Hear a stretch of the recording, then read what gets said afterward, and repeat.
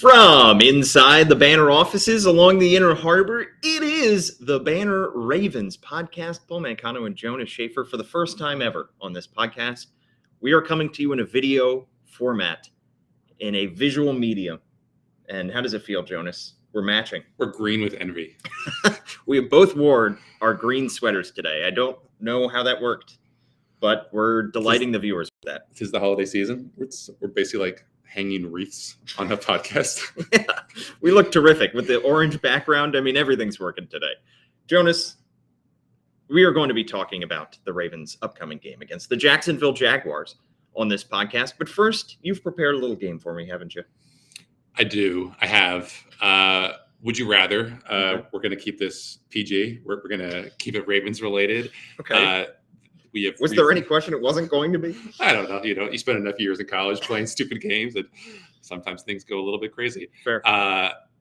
We are at this point in the season now where you are starting to see some folks maybe think a little bit too far ahead. And I think we will also join in on that party and consider various hypotheticals for what this Ravens team would prefer to do in the postseason, who you would prefer to have, who you would prefer to lean on. A lot of talk about what teams the Ravens might want to avoid, about what seeds the Ravens might get. So I just want to start big picture with you, Paul. Mm-hmm. This is, by most people's metrics, top 2, top 3 team in the NFL right now. You think back to 2019, that Ravens team was far and away, by the season's end, the best team in the NFL. Yeah. Playoffs told a different story. I don't want to frame this question as which team was better. I want to ask you instead, if you were a random run-of-the-mill playoff opponent, divisional round, who would you rather be facing? 2019 Ravens, 2023 Ravens? Again, not knowing what the shape of this current Ravens team might be in about 4 or 5 weeks' time. Benefit of hindsight, you obviously would say you would rather face the 2023 Ravens because that's a mystery box that you have yet to open, and we know how it ended for the Ravens. But if I'm trying to put myself in that mindset of where we were thinking going into the playoffs in 2019, I mean, I think you'd rather face the 2023 Ravens because that 2019 team won 12 games down the stretch in a row heading into the postseason. They were a juggernaut. They were very clearly, like you said, the best team in the NFL. I think we saw their flaws exposed in the postseason, and particularly their lack of an ability to play from behind. They just didn't do it a whole lot during the course of the regular season. And so once they got into that position against the Titans, it all kind of fell apart. But this 2023 Ravens team, we've already seen their flaws exposed. I mean, we've seen their inability to salt games away, to put the pedal down in the fourth quarter and run away with a victory.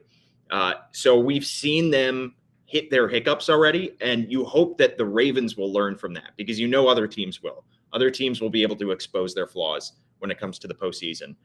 But you hope that the Ravens learn enough from those experiences so that when they get to the postseason, they have a game plan if they're up by a score with 6 minutes left and they have the ball of how to salt the game away. So I would rather face the 2023 Ravens just based off of where the team is now and where that 2019 team was heading into the postseason. I think the 2023 Ravens, at least on offense, have more ways to win, which is a skill that, because the 2019 Ravens were so good about just putting teams away early, they never really had to learn how to come back the way that the Ravens did on Sunday. But that 2019 team, again, it had the shaky run defense that cost them against Tennessee, but an elite pass defense, better special teams than this current team, a generationally good running game, 2 all-pros up front, a just wonderful mix of tight ends, fullbacks that was so different for a lot of teams to handle. And maybe, in 2023, defenses are better prepared to handle the kind of heavy looks that that Ravens team would have presented. But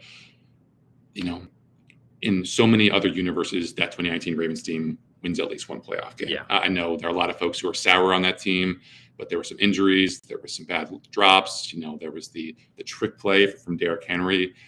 We shouldn't let how that season ended diminished what that team was possible of. And it's possible that this 2023 team could light the world on fire toward the end of the regular season the way that team did. Right. But I think as of right now, overall quality, if you are an opponent in a hypothetical world, you'd rather face this Ravens team than that Ravens team. Yeah, they were just explosive in every way. And we have not seen that kind of explosive offense, save for a couple games against, the Seahawks and the Lions. Next one, we are a town that focuses a lot on the greats and the folks who've come through the storied halls here in Baltimore.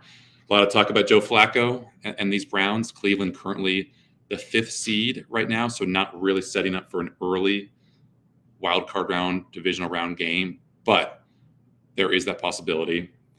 There's also the possibility that these resurgent Bills, currently the 11th team, but those odds are creeping up to 50% on the New York Times.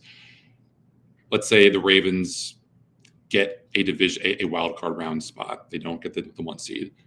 Would you rather face those Bills with a dark horse contender in MVP for Josh Allen?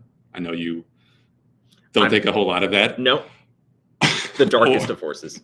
Or would you rather face Joe Flacco leading a rejuvenated Browns offense and what should be, again, an elite Browns defense that has given the Ravens some trouble, not for the entire game, but for halves where they've just been totally lights out? Did you introduce that topic by saying we're a town that focuses on the greats? Joe Flacco.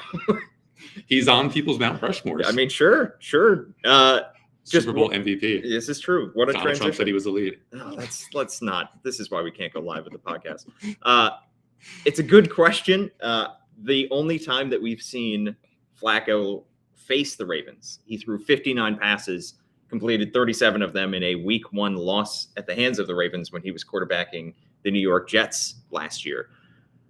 I think just based off the quality of opponent, I would rather face the Joe Flacco Browns. I know that defense is close to elite. I think we've seen them a couple times this season look a little bit vulnerable, but the Bills I know they've lost some close games. They're still a really good team. I think that they are a much better team than their record. They showed that with that win over the Chiefs a week ago. I would be very afraid to face Josh Allen in the postseason. I know he's not my favorite for MVP, but he has the highest ceiling of any quarterback, save Patrick Mahomes. And when he is at his best, I mean, he can twirl a 400-yard game. So I think it's I would rather face Joe Flacco, but the prospect of either would be enticing just because of the quality of matchup that we would get. Yeah, we're on the same page. This Bills team, despite them being right now somewhat of a long shot to make the playoffs, they're 6th in DVOA. The Browns are 9th, and obviously that doesn't fully account for everything that Cleveland's had to deal with their injury situation. But the Ravens can punish quarterbacks. They knocked Joe Burrow out for the rest of the season, basically. They did the same thing to Deshaun Watson. They didn't have a whole lot of success at pressuring Deshaun when he was playing in Baltimore and making that comeback. But I don't know if Joe Flacco, to say nothing of, his, kind of hot, cold streaks that he can find himself on. But if the Ravens really get something working with their pass rush, and the Browns tackle situation is still pretty iffy, if he gets a couple hits, he's an older guy. We've seen him deal with hip injuries. That was what did him in Baltimore. Yeah. I don't want to say that the Ravens would knock him out of the game because he's a big, strong guy, but I just don't know that you can say with any certainty that that's not a huge, huge risk if this Ravens pass rush continues to pick up steam the way it has. And if that Browns tackle situation, gets even worse than what it is right now. So I think considering how well the Ravens have done in spots against the Browns and considering the fact that, Josh Allen just can get to another level that can carry a team to 2 or 3 more touchdowns than it has any right to, I think I'd probably rather face the Browns too. This playoff field as it stands right now is fascinating because I think the top 4 teams are all very frightening in the Ravens, the Dolphins, the Chiefs, and the Jaguars. And then you have 3 teams after that the Ravens have all lost to in the Browns, the Steelers, and the Colts. So it's not like you have any one matchup in here where you're dying for the Ravens to have in the postseason in round 1 at least. So you hope that they get that 1 seed and, can secure a bye because any one of these matchups is going to be difficult. Speaking of that rust versus rest, going for the number 1 seed issue. Ravens in 2019, they didn't need to beat Pittsburgh in that regular season finale. They did it anyway with RG3. They didn't have to play their starters for basically 2 weeks, and it may be caught up to them in that game against the Titans. Right now, the Ravens are staring at a possibility where if they win these next 3 games, 3 very, very tough ones, Jaguars, 49ers, Dolphins, they could also go into that finale against Pittsburgh with the number 1 seed wrapped up. They could rest their starters. So if you are John Harbaugh and you are mindful of what has happened, but you are also mindful of a long season, of the punishing toll that these guys take on their bodies, are you hoping that the number 1 seed is wrapped up by week 18? Or would you rather go into that game needing to have that razor's edge of competitiveness against Pittsburgh to secure it? I think you would rather.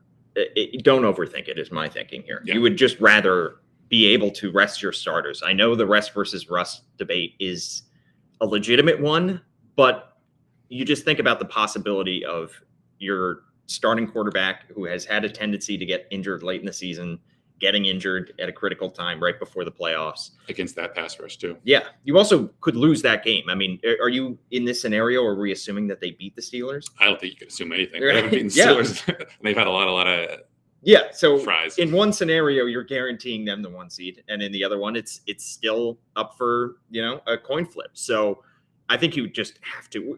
Well, eventually, if the Ravens get that 1 seed, or if they are in a position where the week 18 game doesn't matter, we'll have that rest versus rust discussion. But I think just don't overthink it. You want the 1 seed, and you want to be able to rest your starting quarterback and your starters for as much as possible. Totally agree. I think this is a long season. It's 1 game longer than it was in 2019. I don't think you're adding 1/17 more wear and tear. It's probably closer to exponential just because of how strong and fast and physical everyone is. It's just, you look around the league, so many important players are getting hurt. So many quarterbacks are getting hurt. It just takes 1 hit. Yeah, that's all it takes. And I don't want to put Lamar in a position where he's exposed to J.J. Watt or Alex Highsmith or Mick Fitzpatrick if he doesn't have to. So play it safe, rely on your coaching. It's a different coaching staff than it was back then. Obviously, John Harbaugh is still the guy operating on everything. But I think you want to gain as many advantages as possible. And you do that by playing as few starters as possible in the games that don't really matter. Why don't you do one more would you rather, and then we'll get to and it's going to be an injury one. Ronnie Stanley has been banged up this season. He's coming off probably his best game in a long while. I think just 1 pressure allowed, according to PFF, against the LA Rams. Mark Andrews, we don't know when he's going to be back, if he's going to be back, because he comes back from that ankle fracture. If you could have one of those guys completely healthy for the playoffs and let the other one just be where he is normally. You're not waving a wand and saying that he can't play or that he's going to be in any special kind of way. But Ronnie Stanley or Mark Andrews, who would you want for this stretch run 100% healthy, at least at the start of it? I think game theory would say you want Mark Andrews healthy because Ronnie Stanley has a chance to be healthier, whereas Mark Andrews is almost guaranteed to be out the rest of the regular season and probably a couple weeks into the postseason, based on what we've heard. So I think you would say get Mark Andrews back and then let the fates decide with Ronnie Stanley. But in terms of positional value, I mean, you want to keep Lamar Jackson upright as much as possible. We haven't seen too much. We've seen a couple games now of this offense this year without Mark Andrews. They're starting to figure some things out. They are definitely a better offense with Mark Andrews in there. They still have the possibility to, even though John Harbaugh said he likes his tight ends, to sign Zach Ertz, who is still a free agent, and add to that tight end room. But I think that this year, I'd rather have Lamar Jackson upright and healthy and that starts with the left tackle in Ronnie Stanley. And Mark Andrews is a huge boost to this offense, but the health of your starting quarterback is more important, and your left tackle. As you look, I agree with you, the top teams in this AFC, other than Pittsburgh and Cleveland, who you might not have to face, are there enough bona fide stud pass rushers, especially coming off that left side, who would maybe make you rethink the position and say, you know what, that team is more elite in the secondary than they are in the pass rush. Give me Mark Andrews instead of, a Ronnie Stanley who might be 70, 80, 90% healthy by the time of the playoffs. If he can stay healthy, if he can get that flexion back in his knee, if that ankle can stay secure, you're talking about a possibility where you could have Mark Andrews 100% healthy and then Ronnie Stanley at least 80% healthy. Right. And in 80% Ronnie Stanley, not an all-pro type player, but still, probably in the 80th percentile of NFL tackles. Still better than Patrick McCary. Yeah. It's a fascinating question to ask. And I think this offense would, we cannot understate, or we cannot overstate, I should say, the addition of Mark Andrews if they're able to get him back at some point, just to extend the season long enough for him to return to this offense. But they are starting to come up with some ways to attack defenses. And I think we'll get an opportunity to see another way that they could attack the Jaguars defense. As let's flip the card to our game preview. Ravens facing a 8-5 Jacksonville Jaguars team Sunday night on NBC. The line right now is Ravens by 3.5. Over under is 42.5. Jaguars are coming off back-to-back losses against backup quarterbacks. The first being a 34-31 overtime loss to Jake Browning and the Bengals, although Trevor Lawrence did go down with an ankle injury in the middle of that game. And then they lost 31-27 to the Fighting Flaccos a week ago. Ravens are going to have their starting quarterback. So will the Jaguars fare any better against Lamar Jackson and the Ravens? This Jaguars team is not in a good place on defense. And you could say probably not on offense, because their most reliable wide receiver has been Christian Kirk, and he's been out. Their offensive line is coming off its worst game of the season. Walker Little, the guy who stepped on Trevor Lawrence's ankle in that Bengals game, dealing with a hamstring injury. So the Ravens are a team that are, relatively speaking, knock on wood, in great health. Every single guy on that active roster was out there on the practice field yesterday, including Kyle Hamilton. We don't know if he's going to be available. He said he was feeling better with that knee sprain, but it's still up in the air. Obviously, Devin Duvernay on IR, but not a huge loss, all things considered. Trevor Lawrence, a full participant in practice. He looked fine, relatively speaking. He was able to scramble a couple times against Cleveland, but still, considering where the Ravens are, just momentum-wise, health-wise, considering where the Jaguars are, momentum-wise, health-wise, everything is pointing the Ravens' direction right now, aside from the fact this is a game in Jacksonville where last year they really had some difficulty. Yeah, and this is a Ravens team, though, that has had the tendency to sort of play down to their competition. We've seen closer games than necessary against the Cardinals and the Titans, and, of course, we saw losses to the Steelers and particularly the Colts as worse opponents. But this Jaguars team comes in with Trevor Lawrence. He is fully healthy, quote unquote, because he has looked slightly hobbled. Did last week in his first game after coming back from that ankle injury. They're 11th in yards per game. They're 9th in passing, 24th in rushing, 16th in DVOA. The question for Trevor Lawrence is, how much is that ankle affecting him? And we saw it show up a couple times last week against the Browns. Yeah, he put up a decent amount of yardage, but on some of those passes where you're really needing to drive off the ankle and throw it deep, he was not good. On intermediate throws against Cleveland, which is 10 to 19 air yards, 6 for 14, 84 yards, a touchdown, an interception. Deep throws versus Cleveland, looking like Lamar throwing to Rashad Bateman, because he was 1 for 9 for 19 yards. 1 touchdown. He did throw a great deep shot to Parker Washington, who went up for this contested catch, this slot fade, back shoulder, but 2 interceptions. And I don't know if it was just, a total disconnect with the receivers, but he was overshooting his guys by a mile. And, maybe say a week of practice as a full participant gets him back to the kind of equilibrium that could sustain this offense. Obviously, him going from Cleveland to Baltimore in terms of that defensive quality isn't really doing him any favors. Yeah. There's no rest for the weary for him. But he, considering all the gloom and doom about is his season over, he looked fine. He was scrambling more north-south than east-west. Had 2 scrambles for 12 yards against the Browns late in that game. He's never really been a part of their design run game the way that Lamar is. But you're putting a lot on this Jaguars passing offense, because this Jaguars run offense is nothing like it was last year. Yeah. Speaking of that passing offense, you mentioned Christian Kirk is still out. That was That was Lawrence's go-to target. I mean, for the first, several weeks of the season, much better numbers throwing to Christian Kirk than anybody else. They've had to rely on Calvin Ridley, who has had 8 catches on 21 targets for just 80 yards over his last 2 games. And then you have Evan Ingram as a tight end in the passing game as well, who's got over 700 yards and had 11 catches and 2 touchdowns against the Browns. Kirk is the big one, but like we talked about, obviously he's not played every snap for the Jaguars over the season. He's been in and out, but when he's been on the field, Trevor Lawrence has been more than capable. This hasn't been the kind of star-studded all-pro type season that I think a lot of people thought it would be, considering Doug Peterson, considering Calvin Ridley, what we thought would be a better offensive line. But he's just been okay, and he's never been more okay than when Christian Kirk is on the field. 7.6 yards per attempt, 95 passer rating, 0.16 EPA per attempt, which is pretty good. With him off the field, it really, really hurts. 6.5 yards per attempt, 80.7 passer rating, and then minus 0.07 EPA per attempt, which is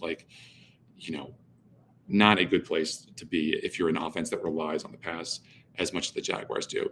Still got talent. Calvin Ridley's a problem when he's locked in. Like you said, Evan Ingram is coming off one heck of a game, 11 catches, 12 targets, 95 yards, 2 touchdowns against the Browns. Yeah. That could be especially important if the Ravens don't have Kyle Hamilton, someone who can be a kind of tight end eraser. But this Jaguars offense, if it's going to put up a lot of stats and production, it's probably because it's going to be having the ball a lot. And if the Ravens can run on this Jaguars offense or Jaguars defense, I don't really see that happening. Yeah, and let's talk about that Ravens offense against the Jaguars defense matchup here, because this Jags defense, not too great. 24th in yards per game, 31st in passing. They are 4th in rushing, but somehow they're 8th in DVOA. Why is that, Jonas? First of all, they're relying on their early season success. They were basically the 3rd most efficient defense from weeks 1 to 7, according to Aaron Schatz. Since week 8, they're 17th, and we've seen some of those cracks really start to show up. They were an elite run defense. Now they've kind of backslid a little bit. The pass defense has been super reliant on turnovers. I think that's the main thing that's been propping them up. 24 takeaways this year. That's tied for the most in the NFL. Josh Allen, the other Josh Allen, 2 strip sacks. Former Ravens cornerback Darius Williams has 2 forced fumbles. I'd sooner vote for that Josh Allen for MVP.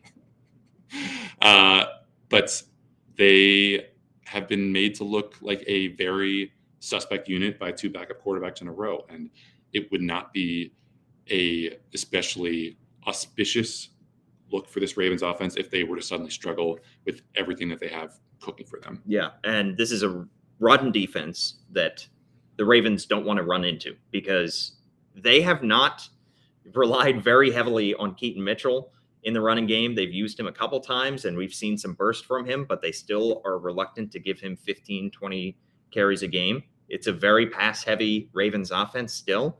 Gus Edwards had no push whatsoever last week, finished with 15 yards on the ground. And this is a Jaguars run defense that is 2nd in success rate. You would imagine the Ravens would go especially pass-heavy on Sunday. Well, that's been what they've been doing. They were passing like 75% of the time on early downs against the Rams, which is kind of surprising because the Rams did not have a great run defense. I think they were coming off a pretty bad game against the Browns, but this has been the MO for Todd Monken, is to, even when you see those light boxes, attack defenses with the pass. And that's good for Lamar. That's what he's wanted, but you're maybe getting some of those less efficient, less successful scrambles than you would at the design run game. Maybe you're taking some juice at the play action game as well. So It's going to be interesting to see if the Ravens flip the script at all. This is like I said, a good Jaguars run defense, but there aren't a lot of Lamar Jacksons on their schedule. They faced Josh Allen and the Bills, did a great job against them, 29 yards rushing on the ground for Buffalo. But that was the weird London game where the Bills arrived on Saturday and played on Sunday. Yep. You kind of throw that one out. And we've seen, the Bengals just 2 weeks ago have a really good run game approach with Jake Browning, with a lot of motion, with a lot of power concepts, and really take it to that Jaguars run defense. So I think we feel pretty good about what this Ravens passing offense can do against Jacksonville, especially coming off that really impressive game by the Rams. But I think considering the path forward in the playoffs and when the weather gets cold, you're going to need that smash mouth element. And I just want to see a greater commitment to the run, just so that we have a proof of concept that this team can do the kind of stuff that it has in years past under Greg Roman. Yeah, and you need a get-back game at some point. Maybe not this week, but some point from Gus Edwards, because 15 yards is not going to get the job done. Do you have a score prediction for this game, Jonas? I feel good about this for the Ravens. I think this is kind of setting up to be the NFC team comes into Baltimore with a little bit of hype, and the Ravens just blow them out. I think because of the Trevor Lawrence injury, because of the Christian Kirk absence, because of what this Jaguars defense has been recently, I feel like the Ravens could win this one pretty easily. I'm going to go with 30-17. They have done well in all aspects. We see Justin Tucker make a couple great kicks. He's back, baby. He is back. The Kyle Hamilton injury gives me some pause. Are you losing a lot of flexibility there? I think Ken McCusick of Baltimore Film Study had a stat where the Ravens were averaging something like 3 yards per play more when Kyle Hamilton was off the field on Sunday than when he was on. But I just think that the Ravens are strong right now where the Jaguars are weak, even if there are certain injuries there lingering. I just feel like this is the game that really kicks them off into a gauntlet of games. Maybe this is just me wish casting and saying that I want the hype for Ravens 49ers to be the biggest thing. Super Bowl preview. Exactly. Yeah. But I feel good about how the Ravens match up. Yeah. If they were to pick up this win, they'd be 11-3. I've got 24-20. I think it's going to be slightly closer just because of the Ravens' tendency to play down to their competition. Yeah. I mean, if they win this game, they're 11-3. They would hold on to that 1 seed, and then they would go into San Francisco on Christmas Day night, facing a San Francisco team that is going to be potentially 10-4, potentially 11-3, which is going to be nuts. And then, of course, you have Miami and Pittsburgh to close out the season. I will say, I think the last time, maybe the only time that I've done Christmas Day travel was for that Ravens-Bengals COVID game 2 years ago. The Josh Johnson. Everything about that experience was miserable for me. I'm glad that this one is at night, so that there will at least be some build up to that, and it's in the Bay Area, not Ohio. Are you flying in that day on Christmas Day? Yeah. Wow. Well, at least you get Christmas Eve and you get to open your presents the next morning before hopping on a flight. My present is a flight 3,000 miles away from home, away from my family. No, it'll be good. I mean, who wouldn't want to be at this game? No, yeah, exactly. Potentially Super Bowl preview. But before we get to that game, we're looking ahead. This is a trap game. I mean, just based on how we're treating it. Cut to Sunday night, the Ravens lose 34-15. Yep. Thank you guys for tuning in for our first ever live video episode of the Banner Ravens podcast. Please let us know what you think of the show. Like, review, subscribe, comment, give us 5 stars, give us a thumbs up. It's good for the formula on YouTube and anywhere that you are watching this. Please email us, bannerravens@gmail.com as well, and tweet at us @Jonas_Shaffer is his Twitter handle. I'm @Paul Mancano and also @AllBannerSports. You can subscribe to the Baltimore Banner. $1 for 6 months. Thanks so much for tuning in. We'll have another episode for you probably in the wee hours of the morning on early Monday morning after the Ravens and the Jaguars face off. For Jonas Shaffer, I'm Paul Mancano. Thanks so much for tuning in, and we'll catch you